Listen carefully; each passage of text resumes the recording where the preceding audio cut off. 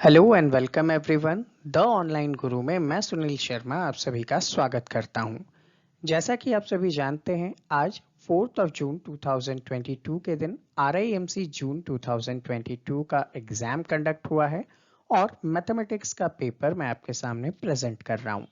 Already इसके 2 part आप लोगों के लिए मैंने अपलोड किए हुए हैं, उन सभी को आप हमारे चैनल पे देख सकते हैं या फिर आप नीचे डिस्क्रिप्शन में दिए गए लिंक से भी उन्हें देख सकते हैं। अगर आप हमारे साथ जुड़कर ऑनलाइन क्लासेस के थ्रू प्रिपेयर करना चाहते हैं तो दिए गए नंबर 7737653468 पर व्हाट्सएप के थ्रू मैसेज करें। चलिए आज का सेशन स्टार्ट करते हैं। क्वेश्चन पूछा जा रहा है, ए एक वर्क को कंप्लीट करता है 25 डेज में जबकि बी उसी काम को करता है 20 डेज में। इन्होंने 5 दिन पहले तो साथ में काम किया और उसके बाद ए गोज ऑफ। अब आपको बताना है जो रिमेनिंग वर्क है वो बी कितने टाइम में कितने दिन में कवर अप करेगा। तो देखिए क्वेश्चन के अकॉर्डिंग आप पहले 1 बाय 1 निकाल लीजिए। तो ए का एक दिन का वर्क इज 1 डे वर्क कितना होगा 1/25, जबकि यहीं पे आप बी से इसे कंपेयर करेंगे तो बी का कितना हो जाएगा 1/20 हो जाएगा। अब इन्होंने चूंकि क्या किया है 5 डेज तक एक साथ काम किया है तो पहले तो मैं इनके 1 डे का कंबाइंड निकाल लेता हूं। तो 1/20 और 1/25 को ऐड करने से आ जाएगा मेरे पास, दैट इज यहाँ पे 9/100। ठीक है, 9/100 आ जाएगा। तो अब इसे आपको क्या करना है, अगेन सॉल्व करना है और चूंकि इन्होंने 5 डेज किया है तो इसको मैं 5 से मल्टीप्लाई कर दूंगा तो ये 9/20 रह जाएगा। तो 5 डेज में ओवरऑल इन्होंने क्या कर दिया 9/20 वर्क कर दिया है। अब आपको पता है रिमेनिंग वर्क कितना है, तो देखिए रिमेनिंग वर्क जो है वो 1 में से माइनस करेंगे 9/20 तो आ जाएगा 11/20। अब ये जो 11/20 है उसको बी कितने दिन में कंप्लीट करेगा, तो देखिए 11/20 को बी की इफिशियंसी 1/20 से डिवाइड कर दीजिए एंड सॉल्व करने के बाद आपके पास आ जाएगा 11 डेज। तो ओवरऑल बी इस रिमेनिंग वर्क को कितने डेज में कंप्लीट करेगा, तो बी इस रिमेनिंग वर्क को 11 डेज में कंप्लीट करेगा। क्वेश्चन पूछा जा रहा है, अ बस स्टार्ट्स विद सम पैसेंजर। तो हम लोग मान लेते हैं कि नंबर ऑफ पैसेंजर जो है वो x है। एट द फर्स्ट स्टॉप, तो मैं यहाँ पे लिख देता हूँ फर्स्ट स्टॉप पे क्या हुआ 1/5 पैसेंजर जो थे वो उतर गए एंड 40 पैसेंजर्स उसमें और चढ़ गए। तो इसका मतलब है कि 1/5 यहाँ से मैं हटा दूं तो बचेगा क्या 4/5 बचेगा और इसमें 40 और ऐड हो गए। तो फर्स्ट स्टॉप के बाद 4x/5 प्लस 40 पैसेंजर्स आपके पास उपलब्ध है। अब यहाँ पे क्या करना है, सेकेंड स्टॉप पे आपको जाना है। सेकेंड स्टॉप पे जब आप जाते हैं तो हाफ ऑफ द पैसेंजर उतर जाते हैं। तो 4x/5 प्लस 40 का हाफ यहाँ पे बच जाते हैं, चूंकि 1 हाफ चले गए तो 1 हाफ रह गए। अब इसमें क्या करना है, इसमें आपको बोल रहा है कि हाफ तो चले गए और 30 पैसेंजर्स इसमें और आकर बैठ गए, तो +30 कर देते हैं और टोटल आपको बोला कि ये पैसेंजर कितने हैं 70 है। तो इस इक्वेशन को आपको यहाँ पे सॉल्व करना पड़ेगा। तो जैसे ही आप इस इक्वेशन को सॉल्व करते हैं तो 4x प्लस 200/5 आ जाएगा और यहाँ पे जब आप इसे सॉल्व करेंगे तो ओवरऑल डायरेक्ट मैं आपके लिए वैल्यू ही लिख देता हूँ, x की वैल्यू 50 हो जाएगी। तो यहाँ पे ओवरऑल स्टार्टिंग में कितने पैसेंजर्स थे, 50 पैसेंजर्स स्टार्टिंग में अवेलेबल थे। क्वेश्चन बहुत ही अच्छा और सिंपल सा है, आपको सिर्फ यहाँ पे डिवाइड करना है और a एंड b की वैल्यूज आपको निकालनी है। तो देखिए आप सबसे पहले x² प्लस 1 से इस कंप्लीट इक्वेशन x की पावर 4 प्लस x का क्यूब प्लस 8x का square plus ax plus b को डिवाइड देंगे। तो सबसे पहले जो आप डिवाइड देंगे आप x² से इसे डिवाइड देंगे तो क्या हो जाएगा x की पावर 4 हो जाएगा और x का स्क्वायर हो जाएगा। तो यहाँ पे आप साथ में लिख सकते हैं x का स्क्वायर। अब चूंकि आपको माइनस करना होता है तो माइनस करने के बाद ये ओवरऑल खत्म हो जाएगा। x cube plus 7x square plus ax plus b आपके पास बचेगा। अब x क्यूब को अगर आप टारगेट करते हैं तो आप प्लस x से इसे डिवाइड दीजिए तो आपके सामने आ जाएगा x क्यूब और यहाँ पे ax के नीचे मैं लिख सकता हूँ x। अब इसे भी सब्ट्रैक्ट करेंगे तो हमारे सामने जो नंबर बचेगा वो है 7x square plus a minus 1x plus b। अब यहाँ पे मैं 7 को टारगेट कर लेता हूँ और 7 से इसे लेंगे तो 7x² और यहाँ पे प्लस का 7 हो जाएगा। तो इसे भी माइनस कीजिए तो ये चला गया, आपके पास a minus 1 multiplied by x plus b minus 7 आपके सामने बच जाएगा। तो इसका मतलब क्या है, इसका मतलब ओवरऑल ये है कि a minus 1 x plus b minus 7 is equals to 0 होना चाहिए, क्योंकि आपको ऊपर गिवन है कि ये डिविजिबल है, मतलब कंप्लीटली डिवाइड हो जाएगा। तो अगर कंप्लीटली डिविजिबल होता है तो वैल्यू किसके इक्वल आती है, वैल्यू 0 के इक्वल आ जाती है। तो अब मैं लेता हूं a minus 1 multiplied by x is equals to 0, तो a minus 1 is equals to 0 by x को भी 0 लिख लूंगा तो a is equals to plus 1 आ जाएगा। तो a का आंसर क्या है, प्लस 1। अब b माइनस 7 को कंपेयर करना है 0 से, तो b is equals to plus 7 हो जाएगा। तो यहाँ पे a का आंसर प्लस 1 है और b का आंसर प्लस का 7 है। क्वेश्चन कहता है कि मार्क्ड प्राइस एक बाईसाइकिल का 1100 रुपीज है। एक शॉपकीपर ने 10% का डिस्काउंट भी दिया और उसके बावजूद वो 10% का प्रॉफिट कमा लेता है। तो आपको बताना है कि वो जो बाईसाइकिल है वो कितनी की थी। तो हमने क्या अज्यूम किया कि उसका जो कॉस्ट प्राइस से पहले मार्क्ड प्राइस को अज्यूम करते हैं। मार्क्ड प्राइस 1100 रुपीज है। अब आफ्टर डिस्काउंट जो हो जाएगा उसका सेलिंग प्राइस कितना होगा, तो 1100 मल्टीप्लाइड बाई 90 अपॉन 100 से निकल के आ जाएगा 990 रुपीज। अब आप यहाँ पे देख सकते हैं कि अगर कॉस्ट प्राइस x हो तो यहाँ पे x into 110 upon 100 is equals to 990 है। सो x की वैल्यू क्या हो जाएगी, 990 मल्टीप्लाइड बाई 100 अपॉन 110 यानी कि 900। तो 900 क्या निकल कर आया, कॉस्ट प्राइस निकल कर आ गया। तो वो जो बाईसाइकिल थी वो कितने की थी, 900 रुपीज की बाईसाइकिल थी। एक मैसन क्या करता है, एक टैंक को बनाता है 12 आवर के अंदर। तो यहाँ पे मैं बोल सकता हूँ कि मैसन को मैं यहाँ पे ए से ही डिनोट कर लेता हूँ, इज 1 आवर वर्क। ठीक है, इज 1 आवर वर्क कितना है, 1/12 है। और इसने कहा कि इसने 6 आवर वर्क किया है, तो आफ्टर 6 आवर्स क्या हो जाएगा, तो ये हो जाएगा 6/12। तो 1/2 जो है वो वर्क क्या बच गया, रिमेनिंग बच गया। अच्छा, अब उसने क्या किया, उस बॉय की हेल्प ली। अब मान लेते हैं जो बॉय था उसकी इफिशियंसी क्या थी, तो बॉयज 1 आवर वर्क, अगर मैं इफिशियंसी लेता हूं यहाँ पे तो बॉय को बी से डिनोट कर लेता हूं तो 1/b हो जाएगा। अब यहाँ पे आपको बोला कि भाई दोनों ने मिलके उसे 5 आवर्स में कंप्लीट कर लिया है, इसका मतलब a प्लस बी ने मिलके 5 आवर्स में कंप्लीट कर लिया। ठीक है, a प्लस बी ने मिलके ये जो 1/2 है ना इसको कंप्लीट किया है 5 आवर्स में। तो मैं इसको क्या करता हूँ, हाफ की जगह वर्क को क्या कर देता हूँ, कंप्लीट। ठीक है, अगर मैं कंप्लीट वर्क की बात करूं तो इन्होंने 10 आवर में कंप्लीट किया है, ये भी लिख सकता हूं मैं। हाफ वर्क को 5 आवर में तो कंप्लीट वर्क को 10 आवर में। तो बीज का वर्क क्या होगा, B can complete the whole work, complete the whole work. अब वो कितने टाइम पीरियड में करेगा, तो 1/12 plus 1/b is equals to 1/10। Solve करने के बाद b की वैल्यू 1/60 आता है, मतलब b जो है वो 60 आवर्स में उस वर्क को कंप्लीट कर पाएगा। नेक्स्ट क्वेश्चन, यहाँ पे चूंकि रूलर एंड कंपास की मदद से आपको एक क्वाड्रिलेटरल बनाना है, तो मैं एक रफ आइडिया आपको दे देता हूँ कि सपोज आपने ABCD ये कंस्ट्रक्ट करनी है, जहाँ पे BC की लेंथ 6 सेंटीमीटर है, CD की लेंथ जो है वो 4 सेंटीमीटर है। उसके बाद बोला है एंगल B जो है वो कितना है, 75 डिग्री है, एंगल C जो है वो 90 डिग्री है और एंगल D जो है वो 120 डिग्री है। तो आप स्टार्ट कहाँ से करते, आप यहाँ पे BC से स्टार्ट करते, आप यहाँ पे 6 सेंटीमीटर लेते, फिर B पे आप क्या करते, 75 डिग्री का एंगल यहाँ पे आप बनाते। उसके बाद आप क्या करते, C पे आप 90 डिग्री का एंगल बनाते, आपने यहाँ पे 90 डिग्री बनाया। फिर आप यहाँ पे 4 सेंटीमीटर आते ही कट डाउन कर देते और D वाली लाइन पे, ठीक है, D वाली लाइन पे आप क्या करते, 120 डिग्री का एंगल बनाते और ये जहां भी मीट हो जाता वो आपका A हो जाता। तो इस अकॉर्डिंग आप क्या कर सकते थे, इस क्वेश्चन को आसानी से सॉल्व कर सकते थे।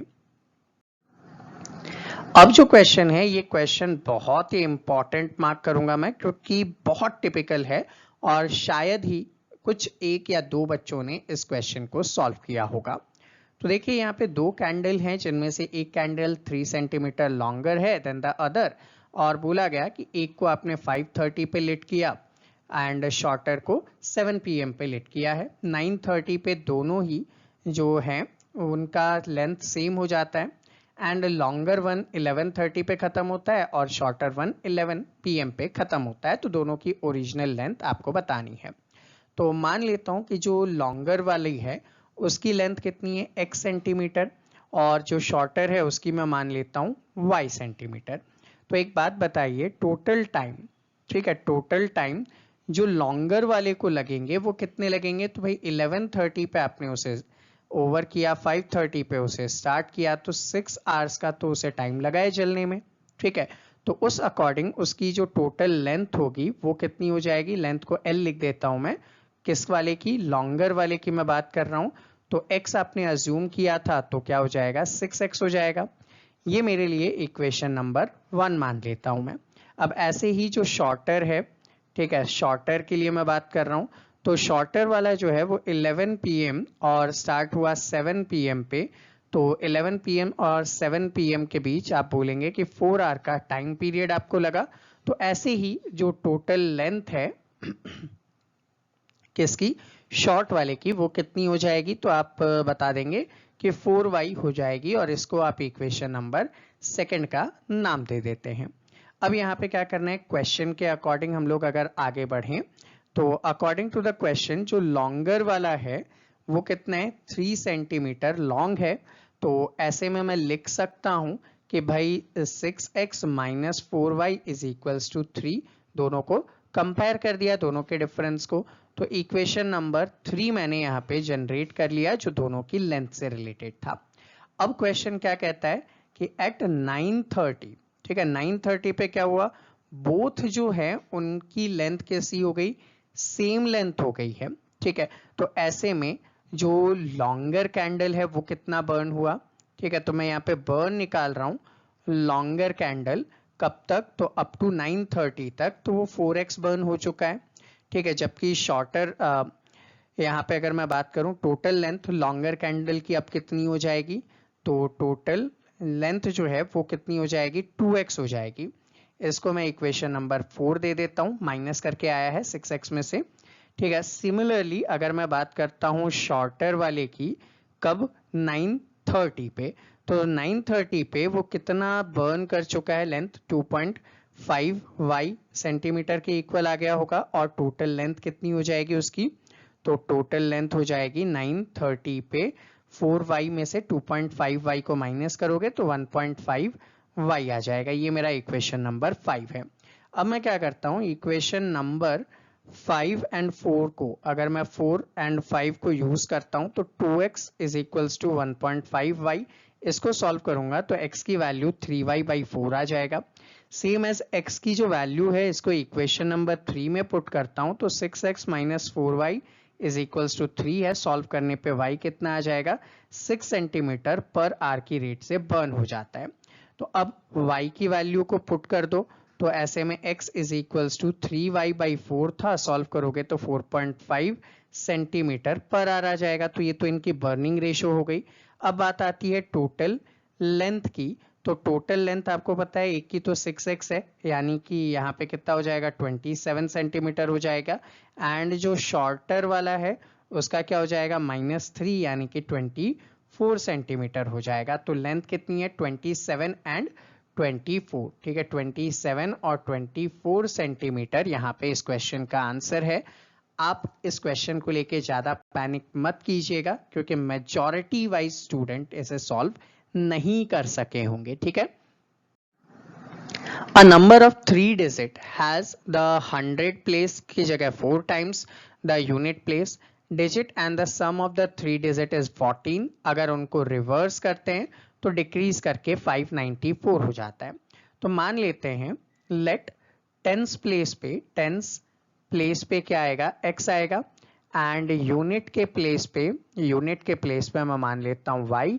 सो 100 वाले प्लेस पे क्या होगा, तो 100 वाले प्लेस पे 4y हो जाएगा क्योंकि गिवन है 4 टाइम्स है। तो इस अकॉर्डिंग जो आपका नंबर बैठता है वो क्या बैठेगा, 100 इंटू 4y प्लस, ठीक है 100 की प्लेस पे है तो 100 से मल्टीप्लाई, 10th की प्लेस पे है तो 10 मल्टीप्लाइड बाई y, ठीक है, और यहाँ पे सॉरी x होगा ये 10 multiplied by x plus y multiplied by 1। तो मैं लिख सकता हूँ 400y plus 10x plus Y.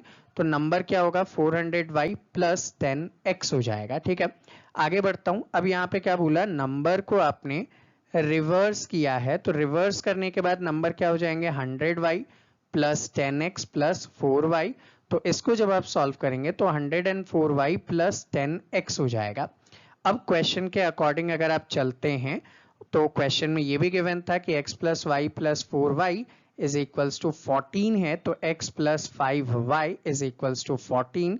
ये तो हुआ मेरा इक्वेशन नंबर 1। अब नंबर को वैल्यूज को पुट करें तो 401y plus 10x is equals to 104y plus 10x plus 594। इसे जब आप सॉल्व करेंगे तो y की वैल्यू 2 आ जाएगी। अब इसी वैल्यू को इक्वेशन नंबर 1 में जब आप पुट करेंगे तो x plus 5 2 is equals to 14 था, तो x की वैल्यू क्या आ जाएगी, 4 आ जाएगी। तो y क्या है, 2 है और x क्या है, 4 है। तो नंबर क्या हो जाएगा, तो देखिए इस अकॉर्डिंग आपका जो नंबर होगा वो 10x प्लस 401y था।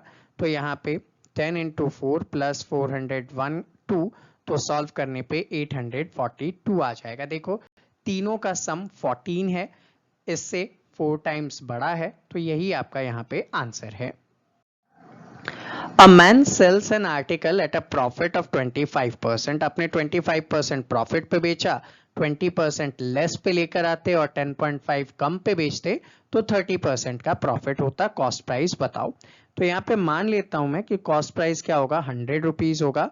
तो दिस अकॉर्डिंग गेन जो है वो आपका 25% है, तो सेलिंग प्राइस 125 आ जाएगा। अब यहाँ पे सपोज कि जो कॉस्ट प्राइस है, जो कि क्वेश्चन में बोला है कि आप कम पे लाओगे 20%, तो कितने हो जाएंगे 80। देन गेन कितना होगा 30%।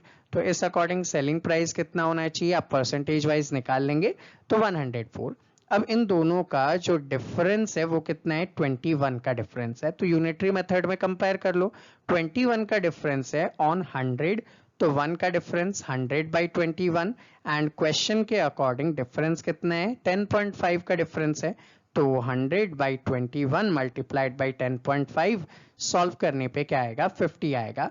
तो जो कॉस्ट प्राइस है उस आर्टिकल की वो कितनी है, 50 रुपीज है। ठीक है, तो कॉस्ट प्राइस आपका आंसर क्या है, 50 rupees. Next question, height given है एक राइट सर्कुलर सिलेंडर की 10.5। अब यहाँ पे आपको बोला है 3 टाइम्स इसका sum of the area of its 2 circular faces is twice the area to the curve surface. तो इसको कैसे लिखो, देखो हाइट यहाँ पे गिवन है 10.5 सेंटीमीटर। अब जो एरिया है, ठीक है, किसका, 2 बेसिस का, तो क्या हो जाएगा 2 पाई आर स्क्वायर हो जाएगा। भाई 2 का 2 से मल्टीप्लाई कर दो। एंड कर्व सरफेस एरिया क्या होता है, 2 पाई आर एच होता है। तो अकॉर्डिंग टू द क्वेश्चन इन्होंने 3 टाइम्स और 2 टाइम्स को कंपेयर किया है। तो 3 times 2 pi r square is equals to 2 times 2 pi r h. अब जब आप इसको कंपेयर करते हैं तो 36 pi r square is equals to 4 pi r h, 3r is equals to 2h and r is equals to 7 metre आ जाएगा। अब क्वेश्चन में क्या बोला है, वॉल्यूम निकालो। तो देखो वॉल्यूम का फॉर्मूला क्या होता है, पाई आर स्क्वायर एच होता है। तो आप यहाँ पे 22/7, आर की जगह 7 इंटू 7 और एच की जगह 10.5 डालेंगे तो आंसर क्या आएगा, 16.7 मीटर है। तो मीटर क्यूब आपका यहाँ पे आंसर हो जाएगा। तो सिंपल से क्वेश्चन से लगभग सारे क्वेश्चन हमने जो मॉक टेस्ट पेपर लिए थे उनमें से ही देखने को मिल रहे हैं। अगला क्वेश्चन नंबर 34, अमित ने 2550 रुपीज लिए और 7.5% पर एनम पे राजीव उसे कितना दे रहा है, 8 मंथ के बाद एक टीवी दे रहा है और 1422 दे रहा है। तो बताओ टीवी की प्राइसिंग क्या है। तो देखो पी क्या था, 2550 था। आर यहाँ पे क्या है, 7.5% पर एनम था। ठीक है, टाइम यहाँ पे क्या गिवन है, 8/12 कर देता हूँ, मंथ है तो ईयर में कन्वर्ट कर दिया मैंने। तो इसको 2/3 ईयर भी मैं यहाँ पे लिख सकता हूँ। अब सिंपल इंटरेस्ट का फॉर्मूला आप सभी जानते हैं कि PRT अपॉन 100 लगाना है। तो यहाँ पे 2550 अपॉन 100 मल्टीप्लाइड बाई ये 75/10 कर देता हूँ और इसको 2/3 कर देता हूँ। तो सॉल्व करने पे 127.5 रुपीज यहाँ पे आएंगे।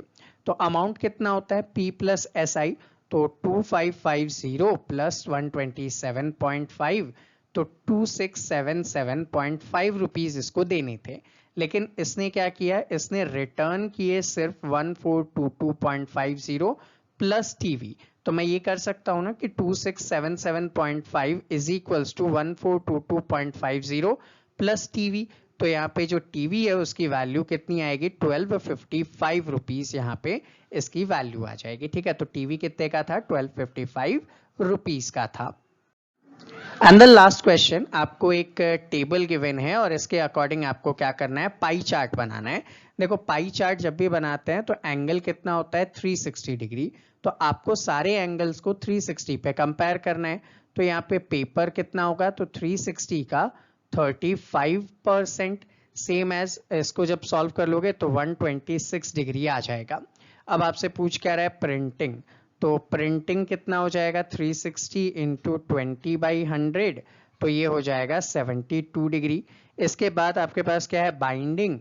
तो देखिएगा बाइंडिंग कॉस्ट कितना आएगा, 360 का 10/100, तो इसको सॉल्व करके 36 डिग्री आ जाएगा। अब एडवर्टीजमेंट है, तो एडवर्टीजमेंट 360 का 5% था, तो इसे सॉल्व करके 18 डिग्री आ जाएगा। एंड लास्ट में मिसलेनियस एक्सपेंसेस कितने हैं, 360 का 30%, तो इसे जब आप सॉल्व करेंगे तो 108 डिग्री आएगा।